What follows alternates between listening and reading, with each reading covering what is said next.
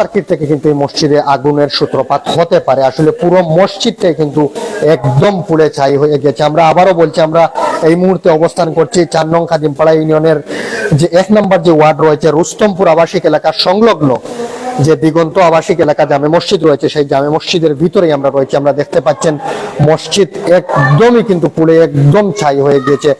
সকাল আনুমানিক 6টা থেকে 6:30টার মধ্যে কিন্তু এই আগুনের সূত্রপাত হয় এবং পুরো মসজিদই কিন্তু কোনো কিছুই কিন্তু আর অক্ষত নেই, শুধু কোরআন মাজিদ আমরা দেখেছি যে অক্ষত অবস্থায় রয়েছে এবং পুরো মসজিদের অবস্থা কিন্তু এখানে দেখতেই পাচ্ছেন। আল্লাহর ঘর, পবিত্র ঘর, আল্লাহর ঘর কিন্তু সকাল আনুমানিক 6টা থেকে 6:30টার দিকে এই আগুনের সূত্রপাত হয়েছে এবং প্রাথমিকভাবে ধারণা করা হচ্ছে যে আগুনটি লেগেছে কারেন্টের শর্ট সার্কিট থেকে আগুনের সূত্রপাত হতে পারে। এখানে এলাকার অনেক মুরব্বিয়ানরা রয়েছেন এবং অনেক যুব সমাজরা রয়েছেন, তাদের কিন্তু সার্বিক সহযোগিতায় কিন্তু এই আগুনটি নিয়ন্ত্রণে আসে দীর্ঘ সময় পর। এখন পর্যন্ত কিন্তু এই মসজিদের ভিতর কিন্তু অনেকটাই গরম আমরা অনুভব করতে পারছি এখন পর্যন্ত এবং সবকিছুই কিন্তু পুড়ে ছাই হয়ে গিয়েছে, কিন্তু কোরআন মাজিদ কিন্তু অক্ষত অবস্থায় রয়েছে। আমরা যতটুকু আপনাদেরকে দেখানোর চেষ্টা করব, দেখতেই পাচ্ছেন আমাদের ক্যামেরার সামনে কিন্তু কোরআন মাজিদ সবগুলোই কিন্তু অক্ষত অবস্থায় রয়েছে। আল্লাহ সুবহানাহু ওয়া তাআলার একটি নজিরবিহীন কিন্তু ইতিহাস এটা। পুরো মসজিদ কিন্তু জ্বলে পুড়ে ছাই হয়ে গেছে, কিন্তু কোরআন মাজিদ যেগুলো রয়েছে সবগুলোই কিন্তু অক্ষত অবস্থায় দেখতেই পাচ্ছেন আমাদের ক্যামেরার সামনেই। আপনারা কে কোথা থেকে সংযুক্ত রয়েছেন একটু জানাবেন। আমরা আবারও বলছি লোকেশন, আমরা 4 নং খাদিমপাড়া ইউনিয়নের যে 1 নম্বর যে ওয়ার্ড রয়েছে সেই 1 নম্বর ওয়ার্ডের রুস্তমপুরের যে দিগন্ত আবাসিক এলাকার যে জামে মসজিদ রয়েছে সেই জামে মসজিদে আমরা অবস্থান করছি এবং পুরো মসজিদের সব জিনিস কিন্তু পুড়ে ছাই হয়ে গেছে, কিন্তু কোরআন মাজিদ পুরোপুরি কিন্তু অক্ষত অবস্থায় রয়েছে। একটু শুনতে চাই আপনার ইমাম, ও আপনি তো ছুটিতে ছিলেন আমরা যতটুকু জানি, আমরা মসজিদের ইমাম সাহেব যিনি রয়েছেন ওনার সাথে একটু কথা বলবো এবং সর্বশেষ জানার চেষ্টা করব। আপনারা আমাদের সাথেই থাকুন। একটু জানতে চাই আপনার পরিচয়টা আপনি বলুন দিগন্ত আবাসিক এলাকা জামে মসজিদের। আসসালামু আলাইকুম রহমতুল্লাহ। আমি হচ্ছে দিগন্ত আবাসিক এলাকা জামে মসজিদের ইমাম। এই মসজিদে আসলে ওইদিকে চলে আসুন, ক্লিয়ার হবে। দিগন্ত জামে মসজিদের ইমাম। এই আসলে ফজরের নামাজের পর 6:30 দিকে এই আগুনের সূত্রপাত হয়েছে। হঠাৎ করে এই বিদ্যুৎ সংযোগের মাধ্যমে আগুনটা মসজিদে ধরে যায়। মসজিদের সব কিছু জ্বলে পড়ে ছাই হয়ে গেছে। কোনো একটা জিনিস মসজিদের ভালো নেই। মসজিদের মেশিন, মাইকের মেশিন সহ আইপিএস, ফজরের নামাজের পর 6:30 দিকে মসজিদের, এমনকি মসজিদের যে মেশিনগুলো আছে মসজিদের মেশিনগুলো সহ মাইকের মেশিন সহ জ্বলে পুড়ে একদম শেষ হয়ে গেছে। আইপিএস জ্বলে পুড়ে শেষ। ফ্যান ছিল 30-35টা পর্যন্ত ফ্যান, সব ফ্যান জ্বলে পুরো একদম মানে নিমিষে শেষ হয়ে গেছে। মসজিদের যে টিনগুলো, অ্যাঙ্গেলগুলো মানে এমন পরিস্থিতি হয়েছে মসজিদের ওয়াল পর্যন্ত টেম্পার চলে গেছে, ওয়ালের টাইলস গুলো পর্যন্ত উঠে গেছে। আগুনের তাপে টাইলস গুলো পর্যন্ত টিকে থাকে নাই। ভয়াবহ এত সূত্রপাত হয়েছে। তো আগুন এলাকার সকল মিলেই অনেক চেষ্টা করেছেন নিবানোর, তারপরেও আগুনটা নিয়ন্ত্রণে আনা সম্ভব হচ্ছিল না। এমনকি এমন পরিস্থিতিতে ফায়ার সার্ভিসরা এসেছিল, এসে তারা আগুনটা নিয়ন্ত্রণে এনেছে এলাকার সকলে মিলে। আসলে আমরা সকলেই খুবই মর্মান্তিক, কথা বলার মতো মন মানসিকতা এখন নেই, কথা মুখ দিয়ে আসতেছে না। এমন পরিস্থিতি কি করে আমি বলবো, আমার বাসা হারিয়ে গেছে। আমি মসজিদের পাশেই ছিলাম, উপস্থিত সময় আমি ছিলাম না, উপস্থিত তারপরে এসেছি আমি। একটু এই দূরে, সামান্য একটু দূরে গিয়েছিলাম। যাই হোক, আমি দেশবাসী সকলের কাছে এই বলছি যে আসলে মসজিদ পড়ে যায়নি, আমাদের মন, আমাদের অন্তরে আঘাত লেগেছে। আল্লাহ তাআলা যাই করেন ভালো করেছেন। আল্লাহ তাআলার ফয়সালা, হ্যাঁ কোরআন মাজিদ গুলো আল্লাহ তাআলার কি লীলা খেলা। আল্লাহ রাব্বুল আলামিন তার কোরআনকে হেফাজত করেছেন। কোরআনটা জ্বলে নাই, উপরের দিকে একটু লাগছে, কিন্তু মসজিদে যে মেশিনের পাশেই কোরআনটা ছিল, একদম মেশিনের পাশে কোরআনটা ছিল। আর এই মেশিন জ্বলে একদম পাট হয়ে গেছে, কিন্তু কোরআনটি পুড়ে নাই।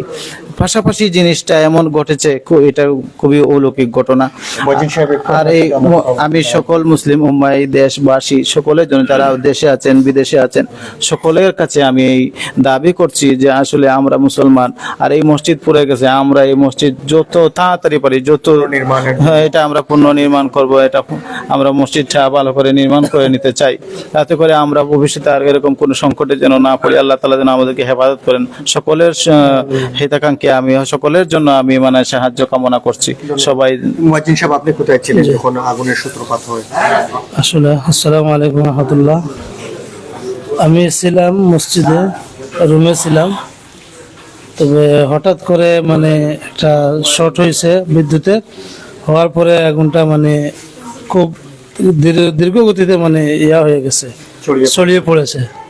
কিন্তু আসলে কি বলবো, মসজিদের আসলে আমি অনেককেই ফোন দিছি, সব মানে এলাকার সব মানুষই আসছে, আইসা এরপরে ফায়ার সার্ভিস আসছে, এসে আগুন নিয়ন্ত্রণ করছে। তো দুঃখের বিষয় হলো, আসলে কি বলবো, বলার তো ভাষা নেই। আসলে এই মসজিদটা নির্মাণের জন্য সব কিছু পুরো ছাই হয়ে গেছে, কিন্তু মসজিদটা পুনর্নির্মাণের জন্য আমি দেশবাসীর কাছে আবদার যে তারা যতটুকু যার স্থান থেকে পারে সহযোগিতা করবেন, এই কামনা করে বিদায় নিলাম। আসলে আসসালামু মসজিদের আলাইকুম। খাদেম যারা রয়েছেন, ইমাম এবং মুয়াজ্জিন সাহেব, তাদের সাথে আমরা কথা বলেছি এবং তারা কিন্তু বারবারই একটি কথা বলছেন যে আল্লাহ যা করেন ভালোর জন্যই করেন, আল্লাহ যা করেন ওনার খুশির জন্যই করেন। আল্লাহ সুবহানাহু ওয়া তাআলার হুকুমে কিন্তু মসজিদে আগুন লেগেছে এবং অনেক ক্ষতিগ্রস্ত হয়েছে। শুধু কোরআন মাজিদ কিন্তু অক্ষত অবস্থায় রয়েছে। আমরা মসজিদের বাইরে কিন্তু কোরআন মাজিদ গুলো রাখা এবং সবগুলোই কিন্তু পুড়ে ছাই হয়ে গেছে।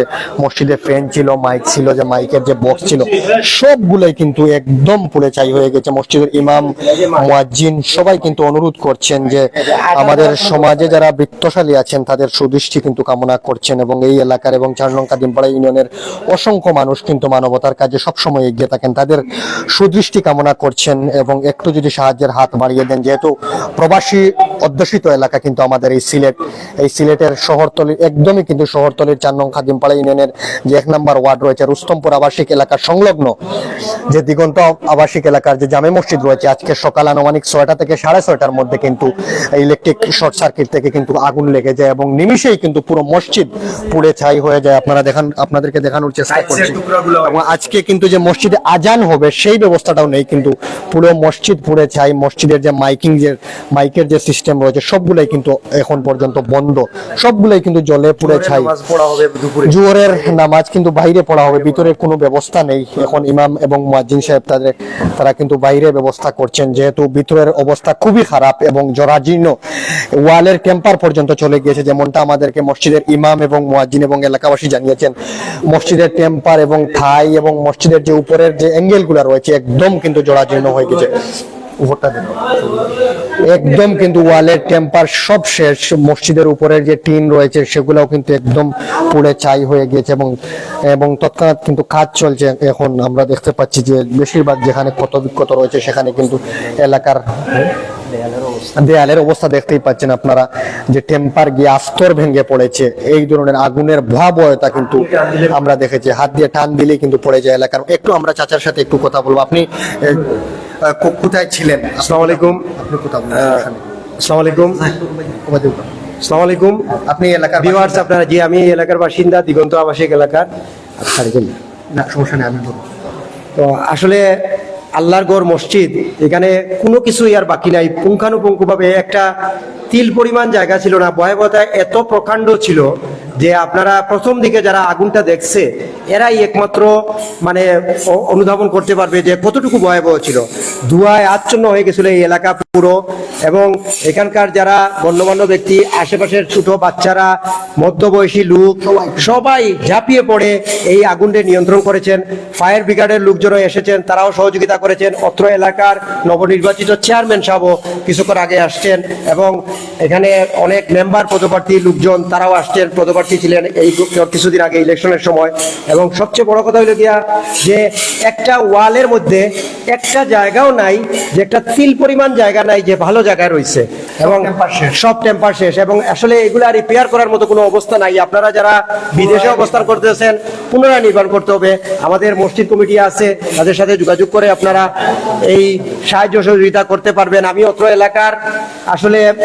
এলাকার একজন বাসিন্দা হিসাবে বলতে পারি, এই মসজিদে মসজিদের দিকে তাকায় আজকে চোখের পানি আসে নাই এমন কোনো মানুষ নাই এখানে, যারাই আসছে আল্লাহর ঘর মসজিদের দিকে তাকাইছে এবং কান্না করছে।